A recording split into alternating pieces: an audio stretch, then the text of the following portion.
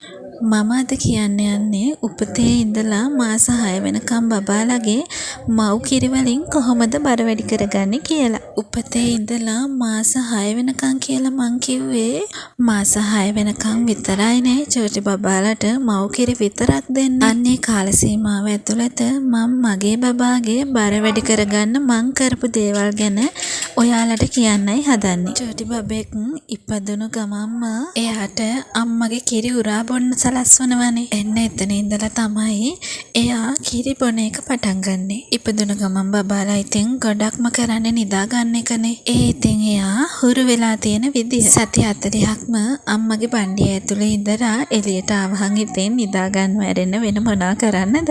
බබා මෙහෙම නිදා ගනිද්දී අම්මට තියෙන ලොකුම ප්‍රශ්න තමයි කොයි වෙලාවටද බබාට කිරි ටික දෙන්නේ කියලා. හොස්පිටල් එකේ ඉන්න කාලය ඇතුළතදී නම් සීස අම්මා කෙනෙක්ටයි නෝමල් බබා හම්බෙන අම්මා කෙනෙක්ටයි මේ අත්දැකීම වෙනස් වෙනවා. ඒක මම කියන්නේ මගේ අත්දැකීමෙන්. කිසිම ප්‍රශ්නයක් නැතුව නෝමල් ඩිලිවරි එකක් කරපු අම්මා කෙනෙක් නම් ඒ අම්මා වාට්ටුවට දැම්මයින් පස්සේ අම්මා ළඟට බබාව දෙනවා. එතකොට අම්මා තමයි බබාට කිරි දෙන වෙලාවල් තීරණය කරන්න ඕනි. සිසේරියන් සැත්කමකින් දරු ප්‍රසූතිය කරා නම් ඒ අම්මා ගාවට ටික වෙලාවක් ගිහින් තමයි බබාව දෙන්නේ. ඒ අතරතුරේදී වාට්ටුවේ ඉන්න මිඩ්වයිෆ් මිස්ලා ඇවිල්ලා බබාට ඔයාගේ කිරි ටික දෙනවා. ඒකත් ඉතින් පැය එකමාරකට දෙකෙන් දෙකට වගේ තමයි දෙන්නේ. ඉන් පස්සේ අම්මා සාමාන්‍ය තත්වයට හැරීගෙන එනකොට කොහොමත් අම්මා ළඟනේ බබා ඉන්නේ. එතකොට ගොඩක් වෙලාවට බබා කරන්නේ වැඩිපුරම නිදා ගන්න එක. ඉතින් මම නම් කරේ බබා නිදා ගන්න වෙලාවට බබාට හොඳට නිදා ගන්න දුන්නා. එයා නිදින වෙලාවට මාත් හොඳට නිදාගත්තා. ඊට පස්සේ එයා නිදාගෙන හැරුණාම හයියෙන් අඬන්න ගන්නවා. අන්න ඒ වෙලාවට තමයි මම යාට කිරි දෙන්න සුදුසුම වෙලාව කියලා තීරණය කරන්නේ. බබා හොඳ නිින්දක් නිදාගෙන ඇහැරුණයින් පස්සේ යාට කිරි දෙනකොට එයා හොඳට කිරි බොනවා. සමහර වෙලාවට ඉතින් බබාලට කිරි දෙද්දී යාලට විනාඩි 5ක් 10ක් කිරි ටික බොනකොට නිින්ද යනවා. ඒ නිින්ද යන එක වළක්ව ගන්න එයාගේ කන් ඊගාවට එයාගේ කම්බුල් එමිහිට අපි ඇඟිල්ලෙන් පිරිමදින්න ඕනි.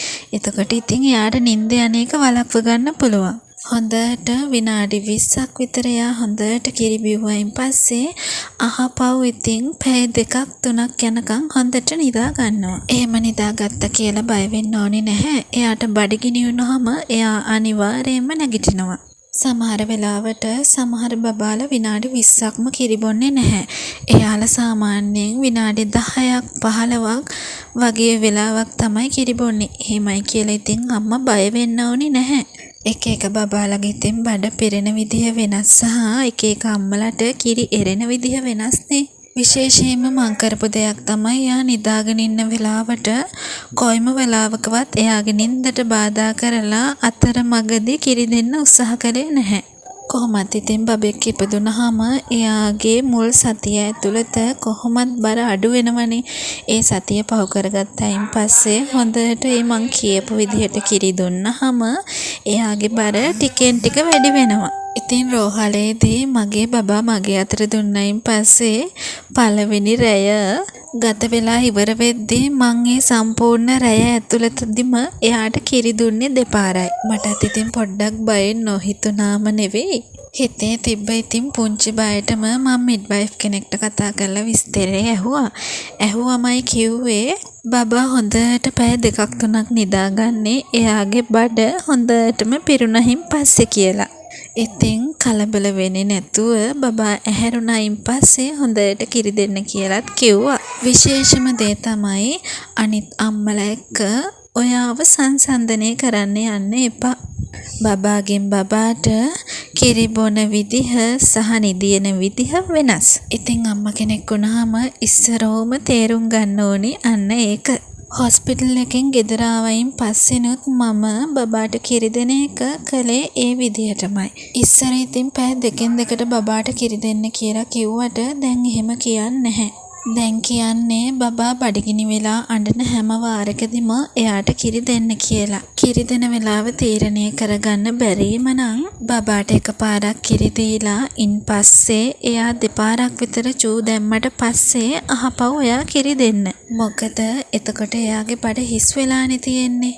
මම නම් බබා චූ කක්ක දාලා ඉවර වුණයින් පස්සේ අනිවාර්යෙන්ම එයාට කිරි දෙනවා. ඒ හැම වෙලාවකම ඉතින් එයා බෑයි නොකිය කිරි බිව්වා. මං කියවනේ බබාගෙන් බබාට කිරි බොන තාලේ වෙනස් කියලා. බබා චූටි වුණාට සමහර බබාලා දන්නවා එයාලගේ සීමාව මොකක්ද කියලා. ඒත් සමහර බබාලා ඒ සීමාව අඳුරන්නේ නැහැ. බඩ පිරුණු සීමාව දන්නේ නැති බබාලා ඔහේ කිරි බොනවා. එහෙම වෙලාවට ඉතින් අම්මට බැරි වෙලාවත් ගුඩුස් එකක් යවා ගන්න බැරි වුණොත් බබාට හොඳටම කිරි වමන යනවා. ඉපදිච්ච දවසේ ඉඳලා මාස 3ක් 4ක් වෙනකන් අනිවාර්යයෙන්ම කිරි දුන්නයින් පස්සේ අම්මා බබාගේ ගුඩුස් අරින එක නම් අනිවාර්යයෙන්ම කරන්න ඕනේ. නැත්තම් ඉතින් බබාට කිරි වමන යන්න තියෙන ප්‍රතිශතය ගොඩාක් වැඩි.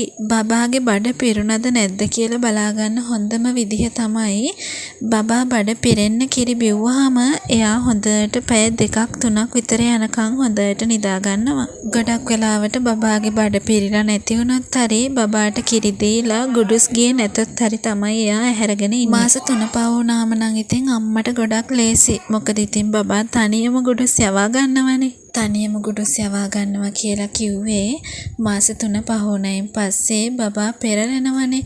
එතකොට ඉතින් එයාට බඩ තද වෙද්දී නිකම්ම ගුඩුස් යනවා. වැදගත්ම දෙයක් තමයි බබා කිරි බොද්දී පැය දෙකෙන් දෙකට හරි කොහොමින් හරි කිරි බොද්දී එයාට කිරි දෙන පැත්ත අනිවාර්යයෙන්ම මාරු කරන්න ඕනි. අම්මට හුරු පැත්ත කියලා එකම පැත්තකින් කිරි දෙන්න එපා. දෙපැත්තෙන්ම කිරි දෙන්න. විනාඩි 10ක් 15ක් 20ක් විතර කිරි බොද්දී එයාට මව් කිරිවල තියෙන හොඳම කිරි ටික හොඳම විදිහට පෙවෙනවා. ආයෙත් කිරි දොව කෝප්පවලට දදා ඒවැයෙන් පොවන්න ඕනේ නැහැ. මම නම් කොයිම වෙලාවකවත් බබාට කිරි දොවලා දීලා නැහැ. බබාට හොඳටම බඩගිනි වෙනකන් ඉඳලා කිරි දුන්නාම එහෙම ප්‍රශ්න ඇති වෙන්නේ නැහැ. මොකද එතකොට එයා විනාඩි 10ක් නැත්තම් 15ක් අනිවාර්යයෙන්ම කිරි බොනවනේ. ඉතින් ඔය විදිහට තමයි මම නම් මාස 6 වෙනකම්ම මගේ බබාට කිරි දුන්නේ. කිරි දුන්නේ කියන්නේ කිරි දුන්නමත් නෙමෙයි තාම යාට මාස 6කුත් නැහැ. ඉතින් මං කිරි දෙන්නේ ඒ විදිහට. ඉතින් ඒ විදිහට කිරි දෙද්දී මට නම් තාම බබාගේ බරේ ප්‍රශ්නයක් ඇති වෙලා නැහැ. බබාගේ බර අඩු වෙනවා නම් ඔයත් මේ විදිහට කරලා බලන්නකෝ. හරියටම හරි. ඉතින් මොනවා හරි ප්‍රශ්නයක් තියෙනම් කමෙන්ට් එකක් දාන්නකෝ. මම පුළුවන් විදිහට අනිවාර්යයෙන්ම ඔයාට උත්තර දෙන්නම්.